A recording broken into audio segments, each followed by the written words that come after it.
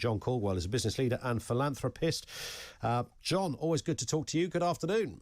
Yes, good afternoon, Ian. Nice to have you with us. I mean, what do you make of those comments, firstly, that it would have no effect at all? I mean, I take that with a pinch of salt, right? I think self-interested nonsense. Putin is in power because he's got an ironclad grip over the senior people in Russia, which includes his Kremlin cronies and the oligarchs that he has made extremely wealthy with the poor Russian people's money. And that's where his power base lies. And I believe that if that money dwindles away to next to nothing, as it will do and is doing as we speak, then there is a chance that somebody within his hierarchical structure will be brave enough to bring him down in one way or another. So there will be this kind of bit-by-bit approach that once it begins to affect the bank accounts of those people, they will be sure to do something about it, essentially. Well, that's what the hope is. And, of course, unfortunately, it's going to hit the ordinary Russian people equally dramatically, or more dramatically, actually, because their problem will be food on the table. But they've always been a poor people as a result of Putin, but they're going to get poorer still. And also, I think a lot of his lies are being exposed to the Russian people. And there's no doubt a huge amount of Russian people that still believe his lies and hero worship Putin. But there's no doubt in my mind that there is an increasing number that realise that he's probably a war criminal and realise that he's an evil man and must be got rid of. Yeah. As a businessman, would you... I mean, you're watching this unfold like the rest of us, but I guess it's inevitable that you look at the business side of what is happening. And do you think more sanctions financially, whether it's individuals or big companies? We've seen Apple pulling out. Even the BBC are talking about certain productions that they're going to refuse to be allowed on Russian TV, etc. Is it a case of just more and more and more of that?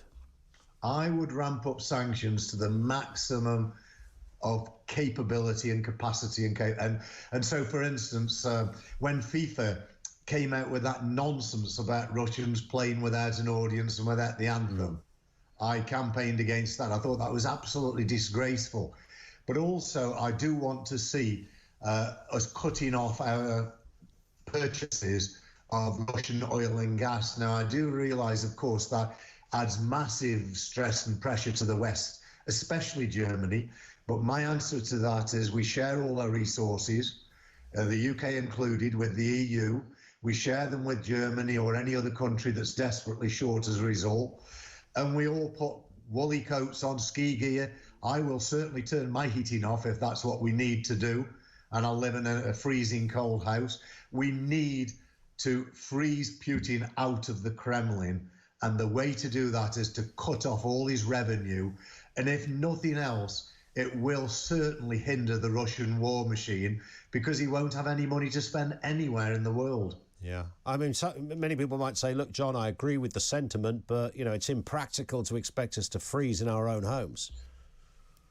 Well, I think it's very impractical for us to accept that the Ukrainian people are innocently being slaughtered.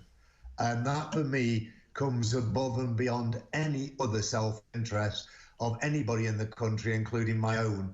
And I would join in whatever action was necessary to contribute to the cause. And, when you think about those Ukrainian people, I mean, it's heartbreaking. And an innocent democratic country slaughtered by Putin. It's not really the Russians, it's Putin. He sold that message to his Russian troops that they were liberators. And goodness knows what some of those Russian troops think when they arrive on Ukrainian soil and find that they're hated and want to be sent back. Because some of those troops are thinking that they've gone there as liberators against a Nazi regime. Yeah. And it's all getting increasingly exposed and unfolded. And the quicker Putin's downfall comes, the better.